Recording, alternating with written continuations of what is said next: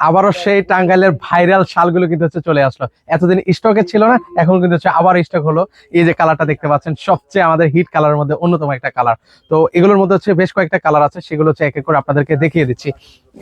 দেখেন এই কালারটা, দেখেন সবচেয়ে ওয়াও কালেকশন কিন্তু হচ্ছে আমাদের। প্রচুর পরিমাণ গিফট করে কিন্তু হচ্ছে এই কালারের শালটা।